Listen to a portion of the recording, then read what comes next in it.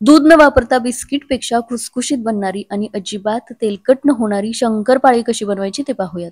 ही पद्धत वापरली तर शंकरपाळीला भरपूर लेयर्स तयार होतात आणि प्रत्येक शंकरपाळी मस्त फुलते सुद्धा.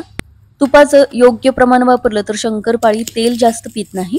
यामध्ये दूध न वापरल्यामुळे शंकरपाळ्या खूप दिवस छान टिकतात. सगळ्या साहित्याचं वजनी आणि वाटीचं प्रमाण दिलेलं आहे. त्यामुळे फराळाची ऑर्डर घेत असाल तरी सुद्धा हा व्हिडिओ खूप उपयोगाचा ठरेल. तर त्यासाठी इथे मी 4 कप मैदा घेतलेला आहे. मेजरिंग कपचा इथे मी वापर केलेला आहे. घरातल्या कोणत्याही एका वाटीने सगळं साहित्य मोजून घेऊ शकता. याचं वजनी प्रमाण बघितलं तर अर्धा किलो मैदा घेतलेला आहे. आता यासाठी 1 कप आणि पाव कप पिठी साखर लागणार आहे. तर साधारण 200 ग्रॅम पिठी साखर घ्यायची. आता यासाठी तुपाचं प्रमाण पाहूयात. तर या कपचं मी वजन करून पाहिलं तर जवळजवळ 75 ग्रॅम आहे. या कपनेच पाऊण कप वितळवून घेतलेलं तूप घ्यायचंय. तूप वितळवूनच घेतलेलं आहे, त्यानंतरच हे मोजून घेतलेलं आहे. आणि याचं वजन बघितलं तर साधारण 200 ग्रॅम आहे.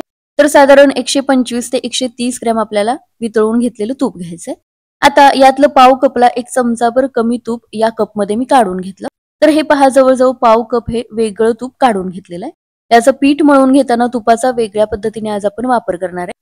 त्यामुळे शंकरपाळीचा खुसखुशीतपणा खूपच वाढतो. तर या पद्धतीने तूप वेगळं करून घेतलं. आता एका भांड्यामध्ये अर्धा कप पाणी घेतलेलं आहे.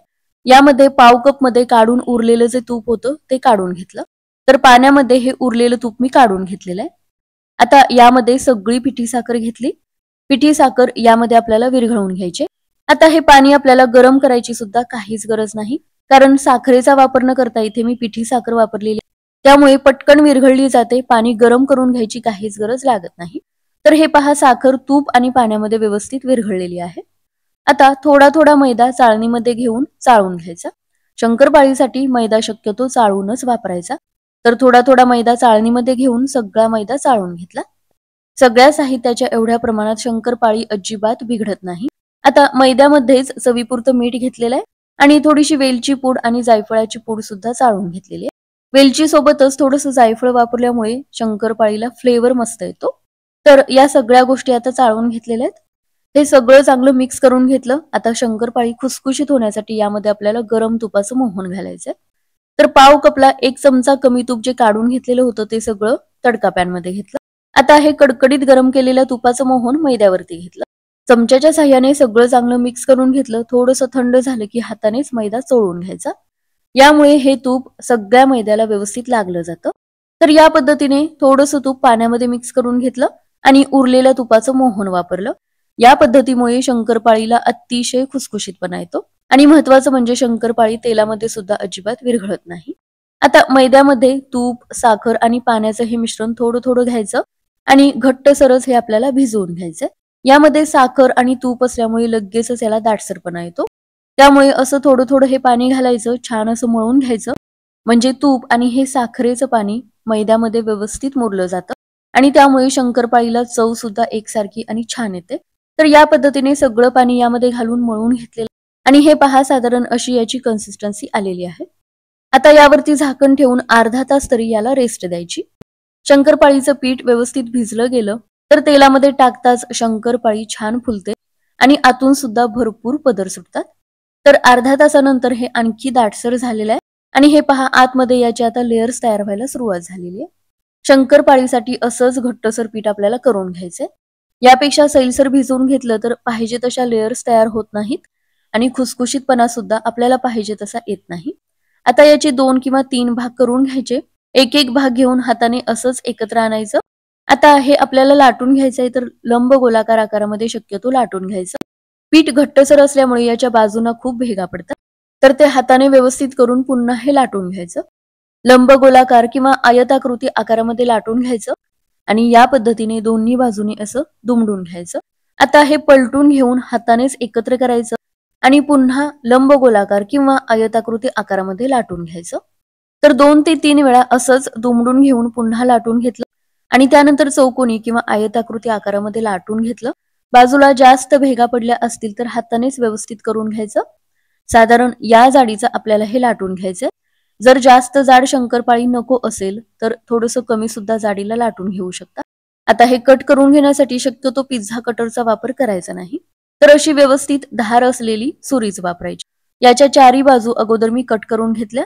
आणि त्यानंतर आपल्याला हव्या त्या आकाराच्या शंकरपाळ्या कट करून घ्यायच्या। तर शक्यतो मोठ्या आकाराच्या शंकरपाळ्या कट करून न घेता या पद्धतीने थोड्याशा लहान आकाराच्याच कट करून घ्यायच्या, म्हणजे तळून घेताना सुद्धा आतपर्यंत व्यवस्थित तळल्या जातात आणि मध्यभागापर्यंत व्यवस्थित तळल्या गेल्या तर अतिशय खुसखुशीत बनतात। आणि महत्वाचं म्हणजे या शंकरपाळ्या खूप दिवस छान टिकतात आणि तशाच खुसखुशीत राहतात। यामध्ये दुधाऐवजी पाण्याचा वापर केलेला आहे, त्यामुळे थोड्या दिवसानंतर शंकरपाळीला कुबट असा वास सुद्धा येत नाही।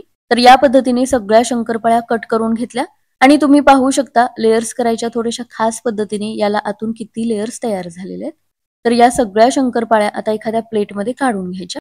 तर याच पद्धतीने हे थोडंसं लाटून घ्यायचं, त्यानंतर दोन्ही बाजू दुमडून घ्यायच्या आणि त्यानंतर पुन्हा आयताकृती आकारामध्ये लाटून घ्यायचं। या पद्धतीने 2 ते 3 वेळा असं जर दुमडून घेऊन लाटून घेतलं तर शंकरपाळीला भरपूर लेयर्स तयार व्हायला खूप मदत होते आणि भरपूर लेयर्स तयार झाल्या तर शंकरपाळी छान फुलते सुद्धा। पहिल्यांदाच जरी शंकरपाळी बनवत असाल या पद्धतीने जर बनवली तर अजिबात चुकणार नाही। तर सगळ्या शंकरपाळ्या कट करून घेतलेल्या आहेत आणि एकाच प्लेटमध्ये काढून घेतल्या। यामध्ये तूप असल्यामुळे या एकमेकांना चिकटत नाहीत। आणि हे पहा प्रत्येक शंकरपाळीला छान लेयर्स तयार झालेले आहेत। आता शंकरपाळी तळून घेण्यासाठी तेल जास्त गरम नसावं, थोडंसं तेल गरम करायचं। तर हे पहा शंकरपाळीचं थोडंसं पीठ तेलामध्ये मी टाकले, लगेचच तेलाची बुडबुडे येऊन हे पटकन वरती येत नाही। तेल आपल्याला जास्त गरम करून घ्यायचं नाही। आता शंकरपाळी तेलामध्ये सोडताना सुद्धा एक एक सोडायची नाही, तर झाऱ्यामध्येच अशा थोड्याशा शंकरपाळ्या घ्यायच्या आणि एकदमच तेलामध्ये सोडायच्या, म्हणजे सगळ्या शंकरपाळीला एकसारखा रंग यायला मदत होते आणि शंकरपाळी तेलामध्ये सोडताना तेल सुद्धा बाहेर उडत नाही। आता झाऱ्याच्या साह्याने न हलवता चमच्याच्या साह्याने फक्त तेल फिरवून घ्यायचं। मंद आचेवरच चमच्याच्या साह्याने सतत हलवत शंकरपाळ्या आपल्याला तळून घ्यायच्यात। तर हे पहा थोड्या वेळानंतर शंकरपाळी मस्त फुलायला सुरुवात झालेली आहे। मंद आचेवरच तळून घेतल्यानंतर हळूहळू याचा रंग बदलतो, म्हणजे शंकरपाळी आतपर्यंत व्यवस्थित तळली जाते। हाय फ्लेमवरती शंकरपाळी जर तळायला गेलात तर बाहेरून याचा रंग पटकन गडद होतो आणि आतमध्ये शंकरपाळी व्यवस्थित तळली जात नाही, मऊ राहते आणि त्यामुळेच शंकरपाळ्या थोड्या दिवसांनी मऊ होतात किंवा त्यांचा कुबट असा वास यायला लागतो। त्यामुळे मंद आचेवरच हलकासा रंग बदलेपर्यंतच आपल्याला हे तळून घ्यायचं, कारण तेलामधून काढल्यानंतर सुद्धा शंकरपाळीला गडद रंग येऊ शकतो। त्यामुळे साधारण असा रंग आला की शंकरपाळ्या काढून घ्यायच्या। तर या पद्धतीने थोड्या थोड्या शंकरपाळ्या तेलामध्ये घेऊन तळून घेतल्या आणि आता या पूर्णपणे थंड झालेल्या आहेत। तुम्ही पाहू शकता भरपूर लेयर्स याला तयार झालेले आहेत आणि शंकरपाळी तिप्पट फुललेली आहे। तर सगळ्या साहित्याचं हे प्रमाण घेतलं आणि तूप सुद्धा 2 वेगवेगळ्या पद्धतीने यामध्ये मिक्स करून घेतलं तर शंकरपाळी अजिबात बिघडणार नाही, अजिबात तेलकट होणार नाही आणि हे पहा प्रत्येक शंकरपाळी अशी मस्त लेयर्स वाली बनेल। अशा बिस्किटापेक्षा सुद्धा खुसखुशीत शंकरपाळ्या बनून तयार होतील। प्रत्येक लेयर अशी याची वेगळी होईल आणि आतपर्यंत शंकरपाळ्या छान तळल्या जातील आणि हे पहा अजिबात या तेलकट सुद्धा झालेल्या नाही। याचं वजनी प्रमाण बघितलं तर जवळजवळ 700 ग्रॅमच्या या शंकरपाळ्या बनून तयार होतील।